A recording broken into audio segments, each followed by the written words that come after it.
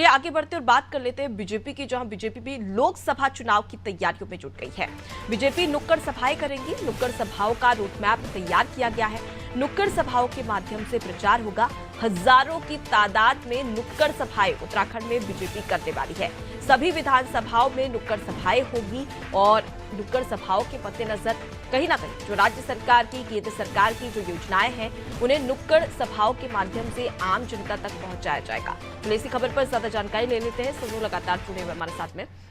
Sonu, BJP नुक्कड़ सभाओं के जरिए जन जन तक पहुंचने का प्रयास कर रही है। हजारों की तादाद में नुक्कड़ सभाएं की जाएगी, लेकिन सवाल यही कि क्या हजारों की तादाद में नुक्कड़ सभाओं में हजारों लोगों के इकट्ठा होने की गुंजाइश है? देखिए, ये अपने आप में एक बड़ा सवाल है कि जो रोड मैप नुक्कड़ सभाओं का बीजेपी ने तैयार किया है, क्या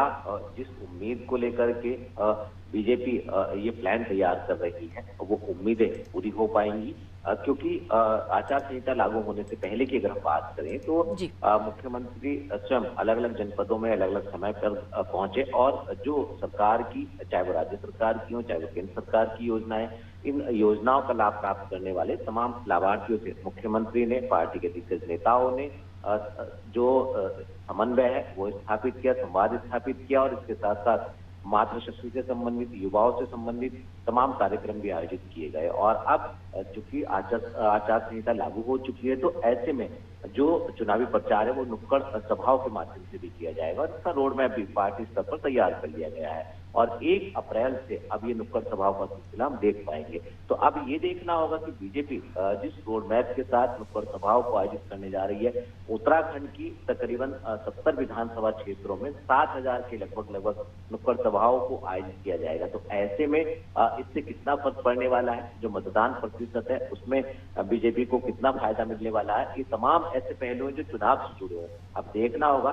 जो बीजेपी ने रोड मैप तैयार किया है, आखिर चुनाव के दौरान बीजेपी को इसका कितना सीधे तौर पर लाभ मिलने वाला है। जी, अक्सर चुनाव होते हैं सोनू, तो चाहे हम जनसभाओं की बात करें या प्रचार की बात करें, सोशल मीडिया के जरिए हर एक पहलू पर ध्यान दिया जाता है पार्टियों के द्वारा। लेकिन अगर नुक्कड़ सभाओं की बात करें तो यहाँ पर सबसे ज्यादा चुनौती ये होती है कि आखिर भीड़ को कैसे इकट्ठा किया जा सके और सबसे ज्यादा जरूरी होती है कि जब नुक्कड़ सभाएं होती है तो भीड़ को लंबे समय तक बांध के रखना, क्योंकि जब तक कि आपका पूरा नुक्कड़ नाटक खत्म नहीं हो जाता तब तक के एक सही मैसेज आम जनता तक नहीं पहुंच पाता है। तो इसको लेकर बीजेपी क्या कुछ काम कर रही है ताकि ज्यादा से ज्यादा लोग इकट्ठा तो हो लेकिन लंबे समय तक नुक्कड़ नाटक पूरा देख भी सके, ताकि जो मैसेज बीजेपी आम जनता तक पहुंचाना चाहती है वो पहुंचा सके?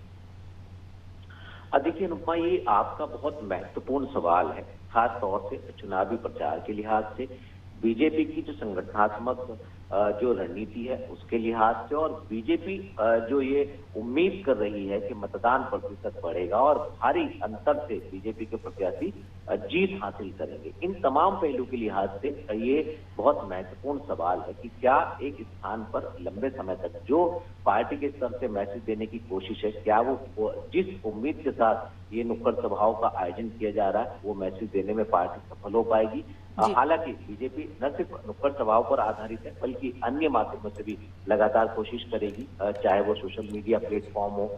चाहे वो जनसभा हो, चाहे वो नुक्कड़ सभाएं हो, सभी पर बीजेपी लगातार फोकस कर रही है। लेकिन जिस तादाद में एक रोड मैप नुक्कड़ सभाओं का बीजेपी ने तैयार किया है, निश्चित तौर पर जो पहले चुनाव आयोजित हुए उत्तराखंड में, चाहे वो लोकसभा के या विधानसभा के, उन चुनावों के अनुभव को एक आधार बनाया है और इस आधार पर बीजेपी ये मान करके चल रही है कि जो नुक्कड़ सभाएं आयोजित होंगी इसका एक मजबूत मैसेज जो है, एक अच्छा संदेश जो है वो कहीं ना कहीं आम जन लोगों में पहुंचेगा और जब जनता में एक मैसेज आएगा तो इसका फर्क जो है सीधे तौर पर मतदान पर पड़ेगा। तो अब देखना होगा कि मतदान पर आखिर इस तरह की नुक्कड़ सभाओं के माध्यम से जो चुनावी प्रचार होगा उसका कितना फर्क पड़ने वाला है। जी बिल्कुल, तो अब ऐसे में देखने वाली बात होगी कि आखिर नुक्कड़ सभाओं का किस प्रकार से इम्पैक्ट पड़ता है। लौटूंगी आपके पास में।